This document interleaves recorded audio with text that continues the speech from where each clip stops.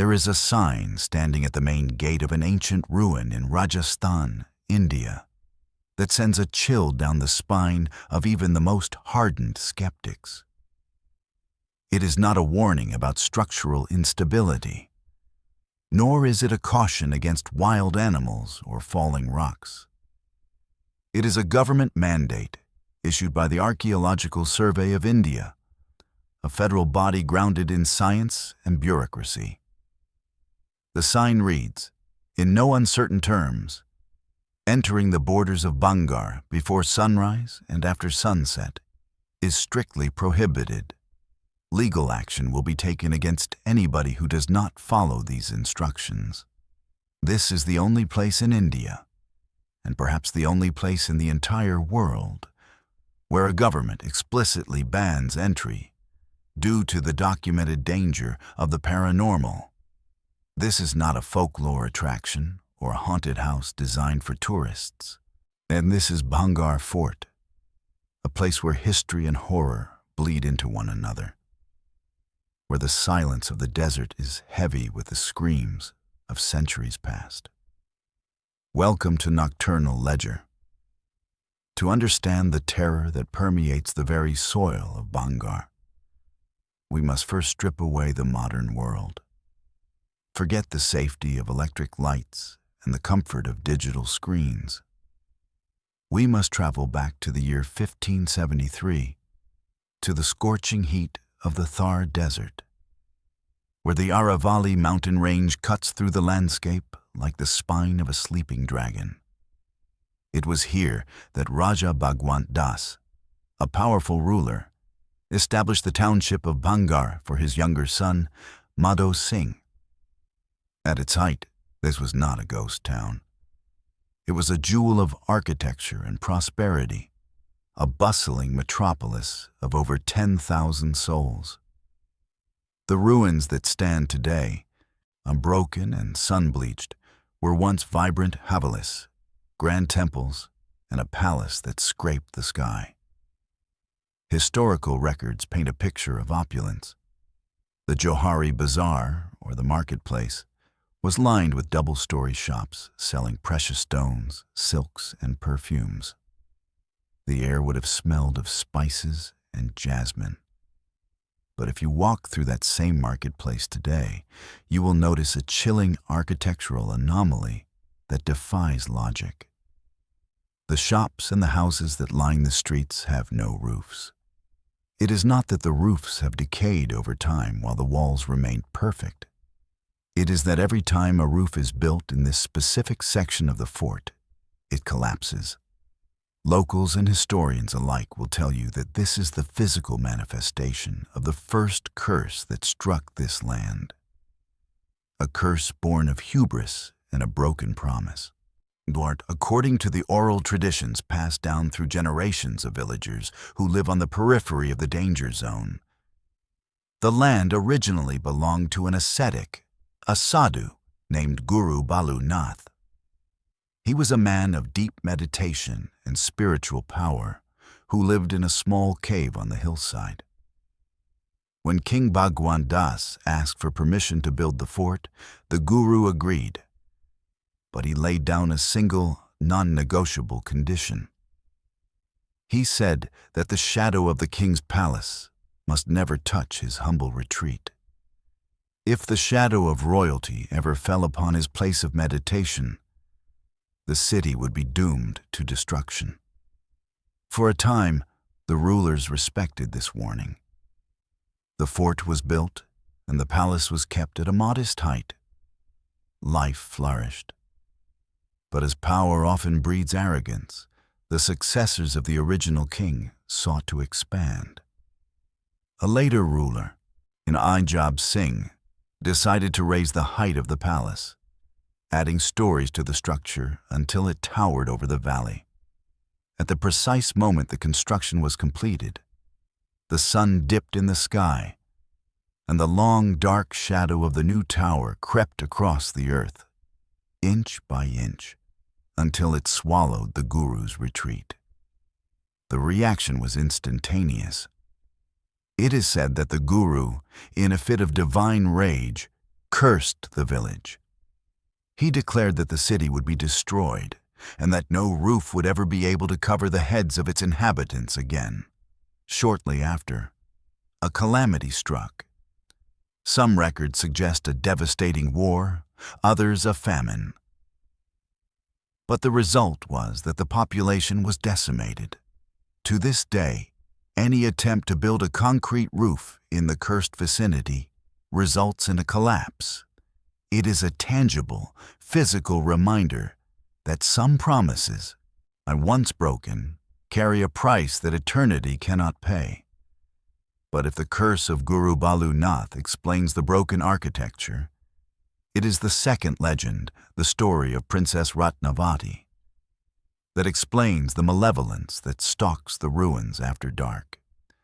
This narrative is far more personal, far more violent, and it is the primary reason why the locals refuse to look toward the fort once the sun goes down. Princess Ratnavati was known as the Jewel of Rajasthan. Historical accounts describe her as a woman of unparalleled beauty, renowned across the kingdoms. By the time she turned 18, marriage proposals were arriving from every corner of India. But her beauty had also caught the eye of a man named Singhia, a tantric priest well versed in the dark arts or black magic. Singhia knew that a man of his station could never marry a princess, and so he decided to take her by force using the occult. The legend states that Singhia followed the princess's maid to the market one afternoon. The maid was purchasing a vial of scented oil, a perfume known as ittar, for the princess. Seizing his chance, the sorcerer cast a spell over the oil. His incantation was designed so that the moment the oil touched the princess's skin, she would be stripped of her free will and drawn hypnotically to him, unable to resist his advances. However, Princess Ratnavati was not just beautiful. She was perceptive, and some say she was spiritually gifted herself. As the maid brought the oil back, the princess sensed a dark energy emanating from the vial. She looked at the liquid, swirling with an unnatural viscosity, and realized what had been done. Instead of applying it to her skin, she walked to the window of her palace and hurled the vial against a massive boulder resting on the hillside. The oil splashed across the stone, and the black magic reacted instantly. The boulder, now imbued with the hypnotic attraction intended for the princess, was physically pulled toward the source of the spell, Singhia himself. The massive rock dislodged from the earth and rolled down the hill, gathering speed, a juggernaut of stone driven by a sorcerer's own curse. Singhia saw his death coming, but he could not stop the momentum. The boulder crushed him, but as he lay dying, his body broken beneath the weight of the stone, Singhia used his final breath to utter a curse that would doom Bhangarh forever. He proclaimed that the princess, her family, and everyone in the fort would die, and that their souls would remain trapped within these walls for eternity, never to find reincarnation, never to find peace. The historical timeline aligns with a terrifying precision. The year after this alleged event, a war broke out between Bhangarh and the neighboring kingdom of Ajabgarh. The battle was brutal and absolute. The entire army of Bhangarh was slaughtered. The royal family was executed. Princess Ratnavati perished in the carnage. Following the massacre, the surviving population fled, leaving the city to the desert and the dead. Since that year in the 18th century, the fort has remained uninhabited by the living. This brings us to the present day, and the chilling reality of what happens when one violates the ASI's warning. The government ban is not merely a suggestion. The gate is locked and guards are posted.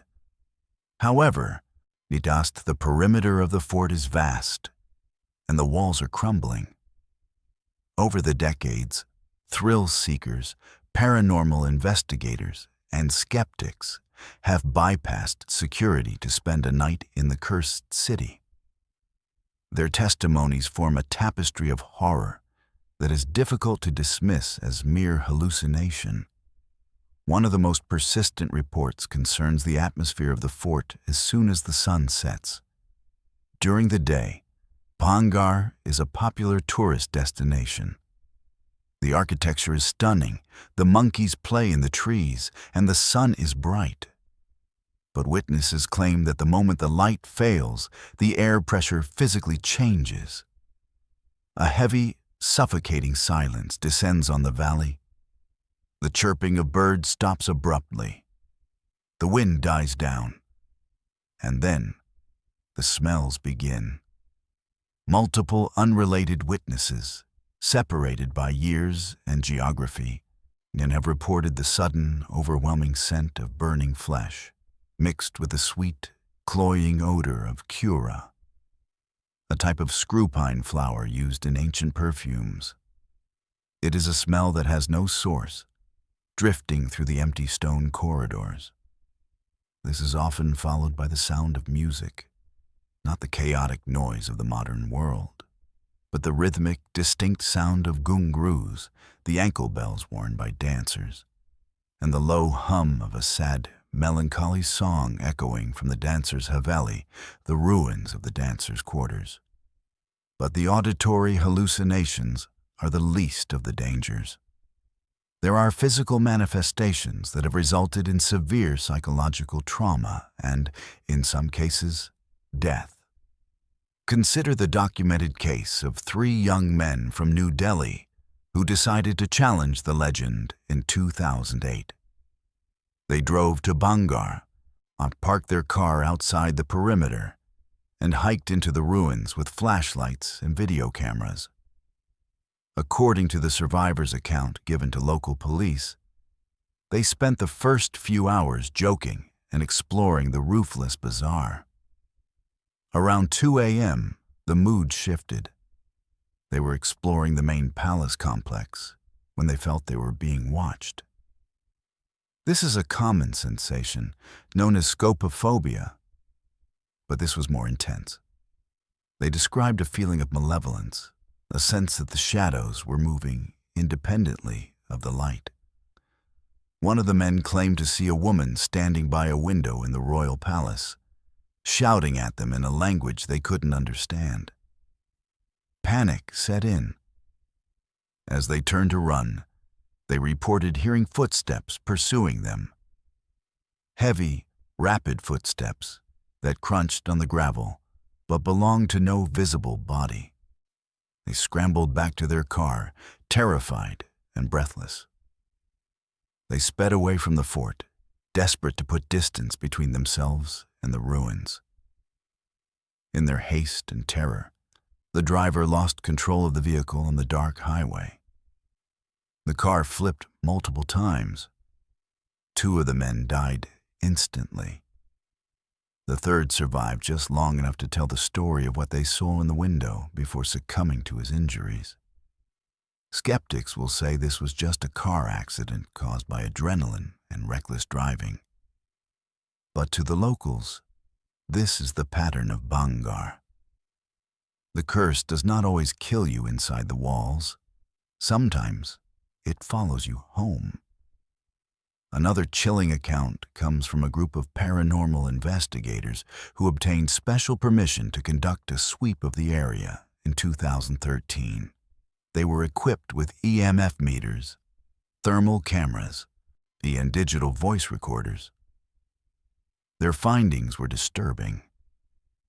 In the area known as the Dancers' Haveli, their electromagnetic field detectors went off the charts, spiking erratically in areas where there was absolutely no electrical wiring or interference. More terrifying were the thermal imaging results. The stone walls of Bhangarh retain heat from the desert sun, so at night they should glow uniformly on a thermal camera, slowly cooling down. Instead, The team captured distinct cold spots, human-shaped anomalies that were 20 to 30 degrees colder than the surrounding stone. These cold spots were moving. They were not static drafts. They were navigating the corridors. One investigator, who we will call Amit, became separated from the group near the main temple of Lord Someshwar. He reported feeling a sudden, violent shove against his chest, as if a strong hand had pushed him back. He fell, dropping his flashlight.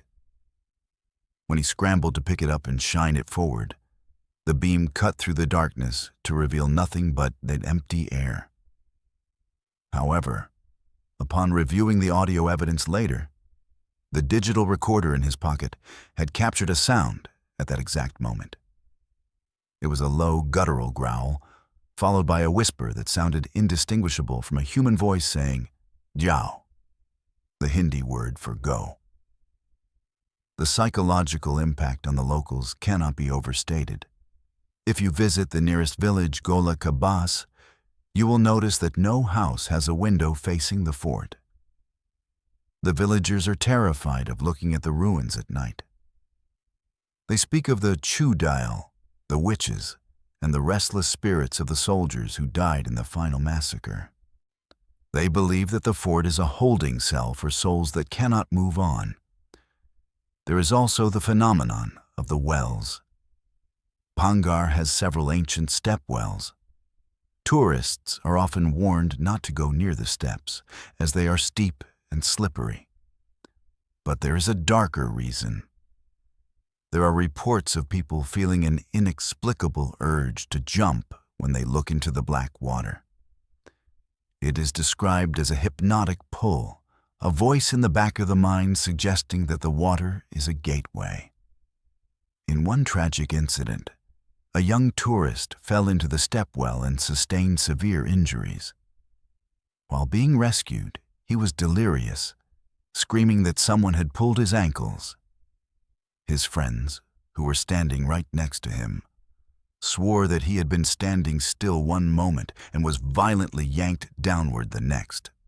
Scientific attempts to debunk the haunting of Bhangarh often focus on the geography. The fort is situated at the edge of the Sariska Tiger Reserve. It is a wilderness area. The sounds of screaming could be the screeching of owls or the cries of peacocks, which can sound unnervingly human at night. The ghost lights, or will-o'-the-wisps, could be phosphine gas released from decaying organic matter. The feeling of dread could be caused by infrasound, low-frequency sound waves generated by the wind, rushing through the unique shape of the valley and the hollow ruins. Infrasound is known to cause nausea, anxiety, and a sense of a presence in humans. However, these scientific explanations fail to address the specificity of the encounters. Infrasound does not explain why hundreds of people smell the same perfume. Phosphine gas does not explain why thermal cameras pick up walking figures. And wild animals do not explain why the roofs continue to collapse only in the Johari Bazaar. The Archaeological Survey of India is a body of preservation, not superstition. They do not put up warning signs lightly. The fact that they have legally barred entry after sunset suggests that they acknowledge a risk that cannot be managed by standard security. They know that once the sun dips below the Aravalli Hills, the jurisdiction of the living ends, and the jurisdiction of the past begins. There is a palpable sense of sorrow in Bhangarh. It is not just a scary place. It is a tragic one. It is a city that was murdered. The energy of 10,000 people, their daily lives, their loves, and their violent deaths seems to be imprinted on the quartzite stone. This is a concept known in parapsychology as stone tape theory. The idea that high emotional events can be recorded in the environment and replayed under certain atmospheric conditions. If this theory holds true, Bhangarh is a recording of a massacre on an endless loop. We must also consider the layout of the fort itself. It is built on a slope, with the king's palace at the top and the commoners' houses at the bottom. It is a hierarchy preserved in death. The higher you climb, the more oppressive the atmosphere becomes. The palace, which should offer a breathtaking view of the valley, instead feels like a cage. The corridors are narrow and winding, designed to confuse invaders. But now they serve to disorient the curious. One of the most disturbing aspects of the Bhangarh lore is the consistency of the possession narratives. Unlike other haunted locations where people see ghosts, Bhangarh is infamous for spirits that try to inhabit the living. There have been numerous accounts of visitors, particularly women, undergoing sudden personality changes while on the premises. They become aggressive, their voices drop in pitch, and they display knowledge of the fort's layout that they shouldn't have. A particularly harrowing account comes from a local guide who has worked in the area for 20 years. He tells the story of a group of college students who bribed a guard to let them in for a night walk in 2015. They wanted to live stream the experience. As they reached the temple of Gopinath, which is remarkably well preserved, one of the girls in the group stopped moving. She stood staring at the idol, her body rigid. When her friends tried to touch her, she lashed out with a strength that seemed impossible for her size. She began reciting names that were later found in the genealogical records of the fort's servants from the 16th century. The group dragged her out of the complex, and she reportedly had no memory of the event the next morning. Only a severe migraine and deep bruising on her arms where no one had touched her. The terror of Bhangarh is not just in what you see. It is in the violation of your own mind. It is the fear that you are not just an observer, but a vessel waiting to be filled by something that has been hungry for 300 years. Even the flora and fauna seem affected. The trees in the fort area are gnarled and twisted, their roots gripping the ruins like skeletal fingers. The monkeys, usually the masters of Indian temples, behave strangely here, and they are often seen staring into empty corners, screeching at invisible intruders. The birds do not nest in the palace eaves. Nature has reclaimed the stone, but it has not cleansed it. As we analyze the evidence, we are left with a disturbing picture. We have a location with a historically verified massacre. We have a localized legend of a black magic curse that predates the destruction. We have consistent, cross-verified testimony of paranormal activity involving all 5 senses. And we have a government that has effectively quarantined the time and space of the location. Why does Bhangarh captivate us? Perhaps it is because it represents the ultimate fear, the fear that the past is not dead. We like to believe that time moves forward, that history is something we read about in books. But Bhangarh suggests that time is sticky. It suggests that intense emotion, rage, love, betrayal, can stain reality itself. The boulder that crushed Singhia is still there. The roofless shops are still there. The oil that spilled on the stone has dried, but the intent behind the spell remains. If you ever find yourself in Rajasthan, driving along the dusty roads toward the Sariska Reserve, you might be tempted to visit. Go during the day. Marvel at the stone carvings. Walk through the Hanuman Gate. But watch the sun closely. As the shadows lengthen and the orange light begins to fade from the stones, you will feel it. You will feel the shift in the air. You will see the guards begin to usher people out with an urgency that feels professional, but looks like fear. Do not linger. Do not try to hide in the ruins to see what happens after dark. Because the sign at the gate is not a challenge. It is a mercy. The borders of Bhangarh after sunset do not belong to the government of India, and they do not belong to you. They belong to the court of the dead, and they do not welcome trespassers. The mystery of the universe is that we live on a thin crust of normality over a deep ocean of the unexplained. Bhangarh is a crack in that crust. It is a place where the logic of the daylight world fails, and the nocturnal ledger must be balanced. So, as you lay in bed tonight, safe under your roof, remember the city where no roofs can stand. Remember the princess who fought a sorcerer, and the sorcerer who cursed a city to eternal silence. And ask yourself, if a curse can last for 500 years, what else is out there, waiting in the dark, watching you from the shadows of history? This has been a file from the Nocturnal Ledger. Sleep well, if you can.